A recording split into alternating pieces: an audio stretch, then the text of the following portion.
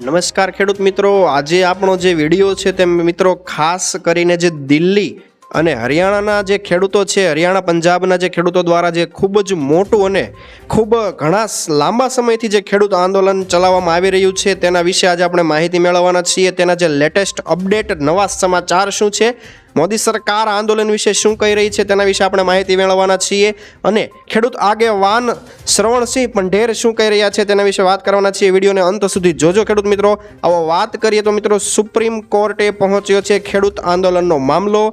National highway ખોલવાની માંગ અને મિત્રો સુનાવણી થવાની છે. તો મિત્રો હવે ખેડૂત દ્વારા વિવિધ માંગોને લઈને ફરી એકવાર આંદોલન કરવામાં આવી રહ્યું છે. ખેડૂતોના આંદોલનનો મામલો હવે સુપ્રીમ કોર્ટમાં પહોંચ્યો છે.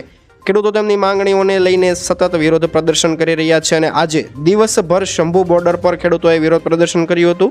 પ્રદર્શનને જોતા ઘણા બધા હાઈવે બંધ કરી દેવામાં આવ્યા છે.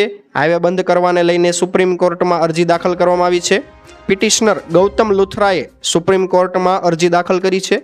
અરજી દ્વારા તેમણે ખેડૂતો દ્વારા બંધ કરાયેલા નેશનલ હાઈવેને ખોલવાની માંગણી કરી છે. અરજીમાં ખેડૂતો દ્વારા બંધ કરાયેલા રાષ્ટ્રીય ધોરીમાર્ગો અને રેલવે ટ્રેકને સામાન્ય લોકો માટે ખોલી દેવામાં આવે તેવી માંગ કરી છે. પંજાબ હરિયાણા બોર્ડર પર 101 ખેડૂતોના જૂથ દ્વારા દિલ્હી તરફ પગપાળા કૂચ શરૂ કરી છે. જોકે હરિયાણાના સુરક્ષાકર્મીઓ દ્વારા લગાડવામાં આવેલા અવરોધોને કારણે ખેડૂતો આગળ વધી શક્યા ન હતા. આ દરમિયાન ખેડૂતોને રોકવા અને વિખેરવા માટે ટીયર ગેસના શેલ છોડવામાં આવ્યા હતા અને પાણીનો ઉપયોગ પણ કરવામાં આવ્યો હતો. આ દરમિયાન અંબાલા પોલીસે કહ્યું હતું કે ખેડૂત સંગઠનોએ દિલ્હી પ્રશાસનની પરવાનગી લીધા બાદ જ દિલ્હીનો પ્રવાસ કરવો જોઈએ. ખેડૂતોએ દિવસભરના વિરોધ વચ્ચે તેમનો વિરોધ મોકૂફ રાખવો પડ્યો હતો અને ગયા શુક્રવારે પણ ખેડૂતોએ તેમની કૂચ મોકૂફ રાખવી પડી હતી, કારણ કે તેમાંના કેટલાક ટીયર ગેસના શેલથી ઘાયલ થયા હતા. ખેડૂત નેતા શ્રવણસિંહ પંઢેરે કહ્યું હતું કે ખેડૂતોને આ મામલે કેન્દ્ર તરફથી કોઈ પણ જાતનો જવાબ મળ્યો નથી અને ખેડૂતો MSP સિવાય લોન માફી, ખેડૂતો અને ખેત મજૂરો માટે પેન્શન અને વીજળીના દરમાં કોઈ વધારો કરવાની માંગ કરી રહ્યા છે. ખેડૂતો 2021 લખીમપુર ખેરી હિંસાના પીડિતો માટે ન્યાય, જમીન સંપાદન અધિનિયમ 2013ને પુનઃ સ્થાપિત કરવા અને 2020-21માં અગાઉના આંદોલન દરમિયાન માર્યા ગયેલા ખેડૂતોના પરિવારોને વળતરની માંગણી પણ ખેડૂતો કરી રહ્યા છે. આગળ વાત કરીએ તો મિત્રો, શંભુ બોર્ડર ઉપર વિવાદ ચાલી રહ્યો છે અને ટીયર ગેસના શેલથી થયા છે ખેડૂતો ઘાયલ અને શ્રવણસિંહ પંઢેરે કહ્યું કે દરેક ખેડૂતો બલિદાન આપવા માટે તૈયાર છે. ટેકાના ભાવના હરિયાણાના પોલીસે અગાઉ ખેડૂતોને આગળ ન વધવા કહ્યું હતું અને ભારતીય નાગરિક સંરક્ષણ સંહિતા BNSSની કલમ 163 હેઠળ અંબાલા વહીવટીતંત્ર દ્વારા લાદવામાં આવેલા પ્રતિબંધક આદેશોને ટાંક્યા હતા. શંભુ બોર્ડર પર એક ખેડૂત ઘાયલ થયા હતા. હરિયાણા પોલીસે ફરી એકવાર ટીયર ગેસના શેલ છોડ્યા હતા. તેમાં એક ખેડૂત ભાઈ ઘાયલ થયા હતા. પટિયાલા પ્રશાસન દ્વારા ખેડૂતોને રાજપુરાની સિવિલ હોસ્પિટલમાં લઈ જવામાં આવ્યા હતા. મીડિયાને રોકવામાં નથી આવ્યું. SSP પટિયાલા કહી રહ્યા છે કે મીડિયાને રોકવામાં નથી આવી રહ્યું. અમારો એવો કોઈ ઈરાદો નથી, પરંતુ મીડિયાને માહિતી આપવી જરૂરી હતી. ગઈ વખતે અમને ખબર પડી હતી કે 3-4 મીડિયાકર્મીઓ પણ ઘાયલ થયા છે. તેનાથી બચવા અમે મીડિયાને જાણ કરી હતી. અમે પ્રયત્ન કરીશું કે આવું ન થાય, પરંતુ જો કોઈ વ્યક્તિ ઘાયલ થાય છે તો તેને બહાર કાઢવા અમારી પાસે મેડિકલ ટીમ કાયદેસર રીતે કાર્યરત છે અને ગેરંટી સહિત વિવિધ માંગણીઓ અંગે કેન્દ્ર પર દબાણ ન લાવવા પંજાબ હરિયાણા સરહદે આજે બપોરે 12 વાગ્યા બાદ 101 ખેડૂતોની ટુકડીઓએ દિલ્હી તરફ પગપાળા કૂચ કરી હતી.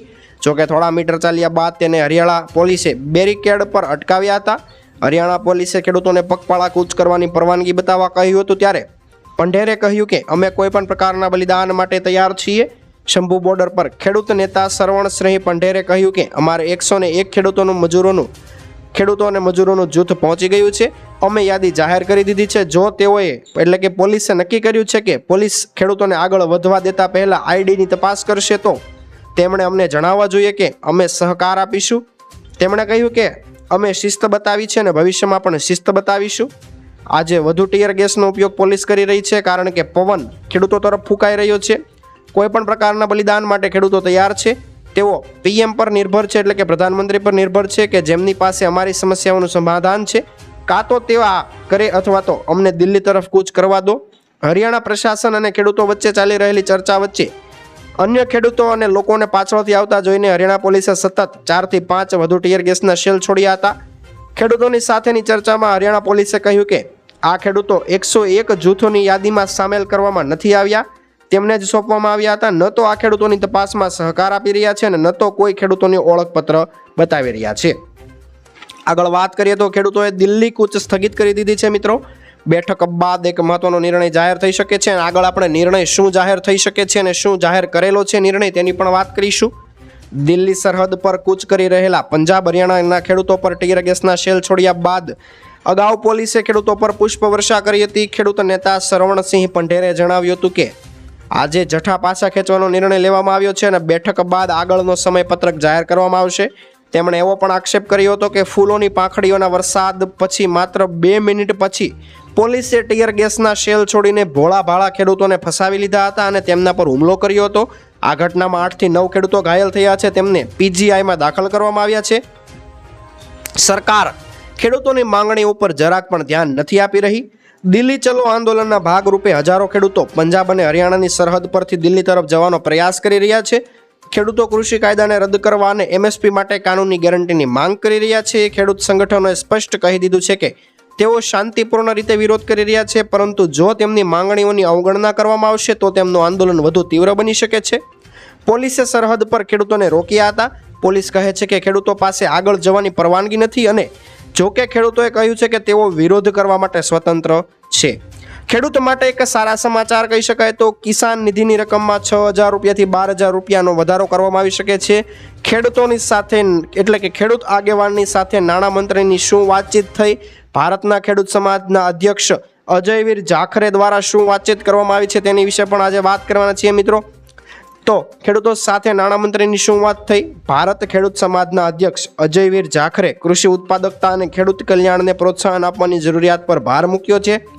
જો તમે પણ વ્યવસાયે પોતે ખેડૂત છો અથવા તો તમારા પરિવારમાં કોઈ સીધી રીતે ખેતી સાથે સંકળાયેલું છે તો આ સમાચાર તમારા માટે ઉપયોગી છે. તો વિડીયોને અંત સુધી જોજો મિત્રો.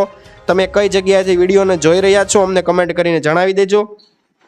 શનિવારે મિત્રો ખેડૂત પ્રતિનિધિઓએ 2025ના બજેટ પહેલા નાણામંત્રી નિર્મલા સીતારમણ સાથે ઘણા બધા મહત્વપૂર્ણ મુદ્દાઓ ઉપર ચર્ચા કરી હતી. નાણામંત્રી સાથેની વાતચીત દરમિયાન ખેડૂત આગેવાનોએ સરકારને સસ્તી લાંબા ગાળાની લોન આપવા, ઓછા કર લાદવા, પીએમ કિસાન સન્માન નિધિની રકમ બમણી કરવા માટે અપીલ કરી હતી.